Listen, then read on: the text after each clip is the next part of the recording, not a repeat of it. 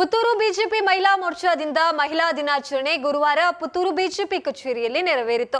BJP ಜಿಲ್ಲಾ ಕಾರ್ಯದರ್ಶಿ ವಿದ್ಯಾ R Gauri ಪ್ರಾಸ್ತಾವಿಕವಾಗಿ ಮಾತನಾಡಿ, ವೇತನ, ರಜೆ, ಮೂಲಭೂತ ಸೌಲಭ್ಯಗಳನ್ನು ಪಡೆದುಕೊಳ್ಳುವಲ್ಲಿ ತಾರತಮ್ಯ ಧೋರಣೆ ಇದ್ದ ಸಂದರ್ಭದಲ್ಲಿ ಪುರುಷರಷ್ಟೇ ಸಮಾನ ಹಕ್ಕುಗಳನ್ನು ಪಡೆದುಕೊಳ್ಳಲು 1909ರಲ್ಲಿ ಮಹಿಳೆಯರು ದಂಗೆ ಎದ್ದು ತಮ್ಮ ಹಕ್ಕುಗಳನ್ನು ಪಡೆದುಕೊಳ್ಳುವಲ್ಲಿ ಪ್ರತಿಭಟನೆಯನ್ನ ಮಾಡಿ ಇದೊಂದು ಕ್ರಾಂತಿಯಾದ ಪರಿಣಾಮ ಮಹಿಳಾ ದಿನಾಚರಣೆ ಹಮ್ಮಿಕೊಳ್ಳಲಾಯಿತು. ಮೋದಿ ಸರ್ಕಾರ ಬಂದ ನಂತರ ಮಹಿಳಾ ಸಬಲೀಕರಣಗೊಳ್ಳುವಲ್ಲಿ ಜಾರಿಗೆ ತಂದ ಯೋಜನೆಗಳು ಶ್ಲಾಘನೀಯವಾಗಿತ್ತು. ಮೋದಿ ಸರ್ಕಾರ ಬರುವ ಮೊದಲು ಶೌಚಾಲಯದ ಕೊರತೆ ಎದ್ದು ಕಾಣ್ತಾಯಿತು. ಇದೀಗ ಸ್ವಚ್ಛ ಭಾರತ ಮಿಷನ್ ಯೋಜನೆಯಡಿ ಶೌಚಾಲಯದ ಕೊರತೆ ಈಡೇರಿದೆ ಎಂದ ಅವರು, ಮಹಿಳೆಗೆ ಶಿಕ್ಷಣ, ಜ್ಞಾನ, ಆರ್ಥಿಕವಾಗಿ ಸ್ವಾವಲಂಬಿಯಾದರೆ ಉತ್ತಮ ಜೀವನ ಸಾಧ್ಯ ಎಂದರು. ಡಾಕ್ಟರ್ ಸ್ವಾತಿ ಆರ್ಭಟ್ಟ ಅಂಗಾಂಗ ದಾನದ ಕುರಿತು ಮಾಹಿತಿಯನ್ನ ನೀಡಿ, ಜಗತ್ತಿನಲ್ಲಿ ಮಹಿಳೆಯರೇ ಉತ್ತಮ ಡೋನರ್ ಆಗಿದ್ದಾರೆ. ಮುಖ್ಯವಾಗಿ ಅಂಗಾಂಗ ದಾನಗಳಲ್ಲಿ 2 ರೀತಿ ಇದ್ದು, ಬದುಕಿದ್ದಾಗ ಮತ್ತು ಸತ್ತಾಗ ದಾನ ಮಾಡುವ ಅಂಗಾಂಗಗಳ ಕುರಿತು, ಅದಕ್ಕಿರುವ ಕಾನೂನಿನ ಚೌಕಟ್ಟು ಮುಂತಾದ ವಿಷಯಗಳ ಕುರಿತು ಮಾಹಿತಿಯನ್ನ ನೀಡಿದ್ರು. ಇದೇ ಸಂದರ್ಭದಲ್ಲಿ ಪುತ್ತೂರಿನಲ್ಲಿ 508 ಜನ ಮಂದಿಗೆ ಭಾಗ್ಯಲಕ್ಷ್ಮಿ ಬಾಂಡ್ ಅವಧಿ ಮುಗಿದಿದ್ದು, ಇದು ಸಮಾರಂಭದಲ್ಲಿ ಓರ್ವ ಫಲಾನುಭವಿ ವಿದ್ಯಾರ್ಥಿನಿಯನ್ನ ಅಭಿನಂದಿಸಿದ್ರು. ವೇದಿಕೆಯಲ್ಲಿ ಸಮಾರಂಭದ ಅಧ್ಯಕ್ಷತೆ ವಹಿಸಿದ್ದ ಪುತ್ತೂರು ಮಹಿಳಾ ಮೋರ್ಚಾ ಅಧ್ಯಕ್ಷೆ ಸ್ವರ್ಣಲತಾ ಹೆಗ್ಡೆ, ನಗರಸಭೆ ಅಧ್ಯಕ್ಷೆ ಲೀಲಾವತಿ ಅಣ್ಣುನಾಯ್ಕ, ಮಹಿಳಾ ಮೋರ್ಚಾದ ಜಿಲ್ಲಾ ಪ್ರಧಾನ ಕಾರ್ಯದರ್ಶಿ ಲಿಖಿತಾ ಶೆಟ್ಟಿ, ಮಹಿಳಾ ಮೋರ್ಚಾದ ವಿಮಲಾ ಸುರೇಶ್ ಉಪಸ್ಥಿತರಿದ್ದರು. ಸಮಾರಂಭದಲ್ಲಿ ಹಿರಿಯರಾದ ಡಾಕ್ಟರ್ ಎಂ.ಕೆ. ಪ್ರಸಾದ್, ಬಿಜೆಪಿ ನಗರ ಹಾಗೂ ಗ್ರಾಮಾಂತರ ಮಂಡಲದ ಪದಾಧಿಕಾರಿಗಳು, ಮಹಿಳಾ ಮೋರ್ಚಾ ಪದಾಧಿಕಾರಿಗಳು ಈ ಸಂದರ್ಭ ಉಪಸ್ಥಿತರಿದ್ದರು. ಅದೇ ಯಾವುದೆಲ್ಲ ಆರ್ಗನ್ಸ್ ಡೊನೇಟ್ ಮಾಡಬಹುದು. So there are 2 types of donation. First ನಾವು ಲೈವ್, ಅವ್ರು ಹೇಳಿದಾಗೆ ಲೈವ್ ಮತ್ತು ಡೆಡ್, ಸೊ 2 ಥರ ಇದೆ. ಕ್ಯಾಡಾವರಿಕ್ ಟ್ರಾನ್ಸ್ಪ್ಲಾಂಟೇಷನ್ ಅಂತ ಹೇಳ್ತೇವೆ. ಒಂದು ನಾವು ಬದುಕಿರುವಾಗ ಒಬ್ಬರಿಗೆ ಕೊಡೋದು, ಮತ್ತೊಂದು ತೀರಿಕೊಂಡ ಮೇಲೆ ಕೊಡಲಿಕ್ಕಾಗೋದು. ಸೊ ಬದುಕಿರುವಾಗ ಯಾವುದೆಲ್ಲ ಆರ್ಗನ್ಸ್ ಕೊಡಲಿಕ್ಕಾಗ್ತದೆ, especially kidney and liver. Kidney ನಮಗೆ 2 ಕಿಡ್ನಿ ದೇವರು ಕೊಟ್ಟಿದ್ದಾರೆ, ಹಾಗೆ ಒಂದು ಕೊಟ್ಟರು ನಾವು ಇನ್ನೂ ಕೂಡ ಕಂಟಿನ್ಯೂ ಮಾಡ್ಬೋದು, ಲೈಫಿಗೆ ಏನೂ ಆಪತ್ತು ಬರೋದಿಲ್ಲ. So that is one thing.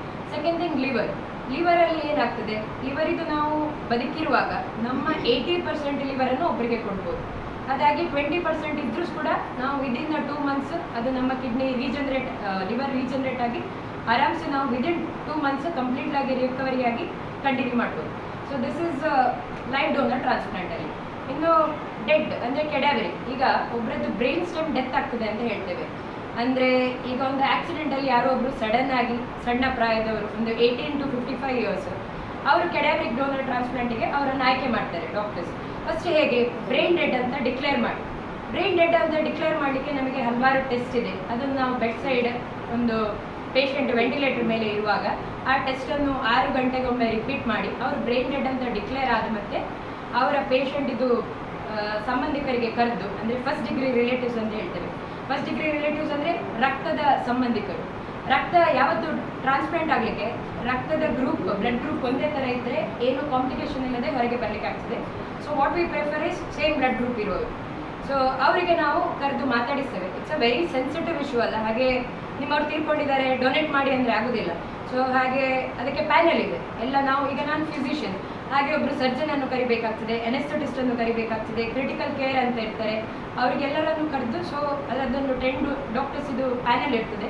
ನಾವೆಲ್ಲ ಕೂತು ಅವರ ಇಮಿಡಿಯೇಟ್ ಕಿತ್ ಆ್ಯಂಡ್ ಕಿನ್ ಅಂತ ಹೇಳ್ತೇವೆ, ಅದೇ ಮಕ್ಕಳು ಅಥವಾ ಸ್ಪೌಸ್, ಗಂಡ ಹೆಂಡತಿ, ಹಾಗೆ ಅವರನ್ನು ಕರೆದು ಮಾತಾಡಿಸೋದು. ಸೊ ಆವಾಗ ಯಾವುದೆಲ್ಲ ಡೋನರ್ ಮಾಡ್ಬೋದು, ಕಣ್ಣನ್ನು ಮಾಡ್ಬೋದು, ಕಿವಿಯನ್ನು ಮಾಡ್ಬೋದು. ಈಗ ಆಗದ ಅಂಗ ಇಲ್ಲ, ಬ್ರೈನ್ ಮತ್ತು ಸ್ಪೈನಲ್ ಕಾರ್ಡ್ ಬಿಟ್ಟು ಬೇರೆ ಎಲ್ಲ ಡೊನೇಟ್ ಮಾಡಲಿಕ್ಕೆ ಆಗ್ತದೆ. ಪ್ಯಾಂಕ್ರಿಯಾಸ್ ಇರ್ಬೋದು. ಪ್ಯಾಂಕ್ರಿಯಾಸ್ ಅಂದರೆ ಜೀರ್ಣಕ್ಕೆ ಬೇಕಾದ ಒಂದು ಅಂಗ, ಮತ್ತು ಸ್ಮಾಲ್ ಇಂಟೆಸ್ಟೈನ್, ಚಿಕ್ಕ ಕರುಳು, ಕಿಡ್ನಿ, ಲಿವರ್. ಸೊ ಇದೆಲ್ಲ ಟ್ರಾನ್ಸ್ಪ್ಲಾಂಟ್ ಮಾಡಲಿಕ್ಕೆ ಆಗ್ತದೆ. ಹಾರ್ಟ್ ಕೂಡ ಆಗ್ತದೆ, ಲಂಗ್ಸ್ ಕೂಡ ಆಗ್ತದೆ. ಸೊ ಪ್ರಾಬ್ಲಮ್ ಎಂತಂದರೆ ನಮ್ಮ ಇಂಡಿಯಾದಲ್ಲಿ ನಮ್ಮ ಪಾಪ್ಯುಲೇಷನ್ ಇಷ್ಟು ಜಾಸ್ತಿ ಇದ್ದರೂ ಅವೇರ್ನೆಸ್ ತುಂಬ ಕಡಿಮೆ. ಅದು ಇನ್ಫ್ಯಾಕ್ಟ್ ಡೆಡ್ ಡೋನರ್ ಟ್ರಾನ್ಸ್ಪ್ಲಾಂಟ್ ಅಂದರೆ ಕೆಡಾವರಿಕ್ ಟ್ರಾನ್ಸ್ಪ್ಲಾಂಟ್ ಇಂಡಿಯಾದಲ್ಲಿ ತುಂಬ ಕಮ್ಮಿ ಆಗ್ತಾ ಇದೆ. ಸೊ ಅದಕ್ಕೆ ಈ ಥರ ಅವೇರ್ನೆಸ್ ಮಾಡ್ತಾ ಇದ್ದೇವೆ. ಸೊ ಈ ಡೆಡ್ ಡೋನರ್ ಟ್ರಾನ್ಸ್ಪ್ಲಾಂಟಲ್ಲಿ ಅಂದರೆ ಒಬ್ಬರು ಬ್ರೈನ್ ಸ್ಟೆಮ್ ಆದ ನಂತರ ಟ್ರಾನ್ಸ್ಪ್ಲಾಂಟ್ ಮಾಡಲಿಕ್ಕೆ ಆಗೋದು, ಅದಕ್ಕೆ ಎಲ್ಲದಕ್ಕೂ ಟೈಮಿಂಗ್ಸ್ ಅಂತ ಇರ್ತದೆ. ಈಗ ಹಾರ್ಟಿಗೆ ಫಸ್ಟ್ ಮಾಡಬೇಕಾಗ್ತದೆ. ಹಾರ್ಟ್ ವಿದಿನ್ 2 hours, ಒಬ್ಬರದ್ದು ಬ್ರೈನ್ ಡೆಡ್ ಅಂತ ಡಿಕ್ಲೇರ್ ಆದ ಮೇಲೆ ವಿದಿನ್ 2 hours ಹಾರ್ಟ್ ಟ್ರಾನ್ಸ್ಪ್ಲಾಂಟ್ ಆಗಬೇಕು. ಅಂದರೆ ಹಾರ್ಟ್ ಅವರಿಂದ ತೆಗೆದು ನಾವು ಆಲ್ರೆಡಿ ಅದನ್ನು ಫ್ರೀಸ್ ಮಾಡಿ ಪ್ರೊಟೆಕ್ಟಿವ್ ಇದಕ್ಕೆ ಟ್ರಾನ್ಸ್ಫರ್ ಮಾಡಬೇಕು. ಲಂಗ್ಸ್ ವಿದಿನ್ 4 hours ಆಗ್ತದೆ. ಕಿಡ್ನಿಗೆ ಸ್ವಲ್ಪ ಮ್ಯಾಕ್ಸಿಮಮ್ ಟೈಮ್ ಇರ್ತದೆ, ಅಪ್ ಟು 12 to 16 hours ಆಗ್ತದೆ. ಈ ಥರ ಅದು ವಿದಿನ್ 36 to 48 hours ಟ್ರಾನ್ಸ್ಪ್ಲಾಂಟ್ ಮಾಡಿ ಆಗಬೇಕು. ಹಾಗೆ ಮತ್ತು ಸ್ಕಿನ್ನಿಗೆ ಎಸ್ಪೆಷಲಿ ಲಾಂಗೆಸ್ಟ್ ಲಾಂಜೆವಿಟಿ ಇದೆ. ಈಗ ಸ್ಕಿನ್ನನ್ನು ಕೂಡ ಡೊನೇಟ್ ಮಾಡ್ಬೋದು. ಒಬ್ಬರಿಂದ ತೆಗೆದ್ರೆ ನಾವು ಅದನ್ನು 5 ವರ್ಷ ತನಕ ಈಗ ಪ್ರಿಸರ್ವ್ ಮಾಡಲಿಕ್ಕೆ ಆಗ್ತದೆ. ಸೊ ಅಷ್ಟು ನಮ್ಮ scientifically we are quite advanced. ಹಾಗೆ ಸೊ ಇದು 2 ರೀತಿಯ ಟ್ರಾನ್ಸ್ಪ್ಲಾಂಟ್. ಮತ್ತೆ ನಮಗೆ ಸಿಂಪಲ್ ಬೇರೆ ಏನು ಇದರ ಬಗ್ಗೆ ನಾವೆಲ್ಲ ಯಾಕೆ ತಿಳಿಬೇಕು, ಈಗ ಇದಕ್ಕೆ ಕಾಸ್ಟ್ ಎಷ್ಟಾಗ್ತದೆ. ಈಗ ಹಾರ್ಟಿದಲ್ಲಾದರೆ ಒಂದು 15ರಿಂದ 50 ಲಕ್ಷದವರೆಗೆ ಹೋಗ್ತದೆ ಬೆಂಗಳೂರಲ್ಲಿ ಎಲ್ಲ. ಇದು ಹೈಯರ್ ಸೆಂಟ್ರಲ್ಲಿ ಮಾಡೋದು. ಈಗ ನಮ್ಮ ಪುತ್ತೂರಲ್ಲಿ ಅಷ್ಟೆಲ್ಲ ಫೆಸಿಲಿಟೀಸ್ ಇಲ್ಲ, ಹಾಗೆ ಒಂದು 15ರಿಂದ 50 ಲಕ್ಷದವರೆಗೆ ಹೋಗ್ತದೆ. ಕಿಡ್ನಿ ಟ್ರಾನ್ಸ್ಪ್ಲಾಂಟ್ ಇದ್ದದಲ್ಲಿ ಈಗ ಸ್ವಲ್ಪ cheaper, relatively cheaper, that's the word I would like to use.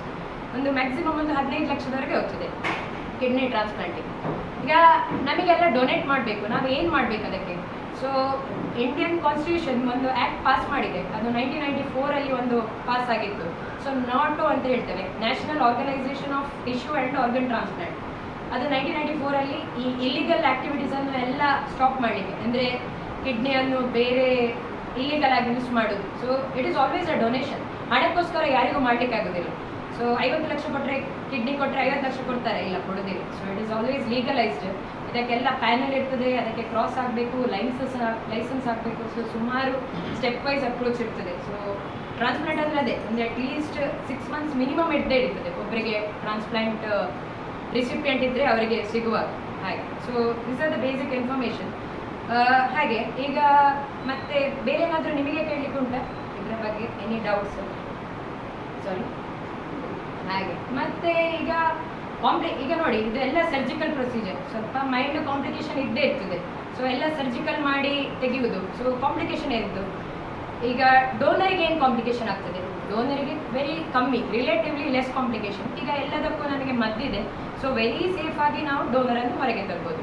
Virus recipient ಇವರಿಗೆ ಈಗ ನಾವೊಂದು ಹೊಸ ಕಿಡ್ನಿ ಒಬ್ಬರಿಗೆ ಕೊಡ್ತಿದ್ರೆ ಅವರಿಗೆ ಅದು ಫಾರಿನ್ ಬಾಡಿ, ಅಂದರೆ ಅವರ ಸ್ವಂತ ಅಲ್ಲ, ಹೊರಗಿಂದ ಹಾಕೋದು. So maximum chances of graft rejection ಅಂತ ಹೇಳ್ತೇವೆ. ಈಗ ಇನ್ನೊಬ್ಬರಿಂದ ಕೊಡುವಾಗ ಬಾಡಿ ಅದನ್ನು ಎಕ್ಸೆಪ್ಟ್ ಮಾಡೋದಿಲ್ಲ, ಇದು ಹೊರಗಿಂದ ಏನೋ ಫಾರಿನ್ ಬಾಡಿ ಅದು ಅದಕ್ಕೆ. ಸೊ ಅದಕ್ಕೆ ನಾವು ಅವರಿಗೆ ಲೈಫ್ ಲಾಂಗ್ ಅವರು ಮದ್ದಲ್ಲಿ ಇರಬೇಕಾಗ್ತದೆ. ಒಂದು ಕಿಡ್ನಿ, ಎಸ್ಪೆಷಲಿ ಕಿಡ್ನಿಗೆ ಲೈಫ್ ಲಾಂಗ್ ಬೇಕು, ಲಿವರ್ಗೆಲ್ಲ ಈಗ ಒಂದು 20-25 ವರ್ಷ ಅಷ್ಟು ತನಕ ಮದ್ದು ಬೇಕು, ಮತ್ತೆ ನಿಲ್ಲಿಸಲಿಕ್ಕೆ ಆಗೋದು. So graft rejection is a biggest complication. ಈಗ ಒಂದು ಕಡೆ ನಾನು ಧಾರವಾಡಲ್ಲಿ MD ಮಾಡಿದ್ದು, ಅಲ್ಲಿ ನಾವು ಟ್ರಾನ್ಸ್ಪ್ಲಾಂಟ್ ಮಾಡಿದಾಗ ಒಬ್ಬ ಪೇಷಂಟಿಗೆ ಟ್ರಾನ್ಸ್ಪ್ಲಾಂಟ್ ಮಾಡಿ ಒಂದು ಗಂಟೆಯಲ್ಲೇ ಆ ಕಿಡ್ನಿ, ಹೊಸ ಕಿಡ್ನಿ ಹಾಳಾಗಿತ್ತು. ಸೊ ಅದಕ್ಕೆ ವಾಪಸ್ ಸರ್ಜರಿ ಮಾಡಬೇಕಾಯಿತು. ಹಾಗೆ so it is not a very small procedure, very big procedure ಆಗ್ತದೆ, ಅಂದರೆ ವೆರಿ ಕಾಂಪ್ಲಿಕೇಟೆಡ್. ಇದಕ್ಕೆ ತುಂಬ ಜನ ಇನ್ವಾಲ್ವ್ ಆಗಿ ಒಂದು ಅಟ್ಲೀಸ್ಟ್ 8ರಿಂದ 10 ಗಂಟೆಯ ಸರ್ಜರಿ ಆಗ್ತದೆ.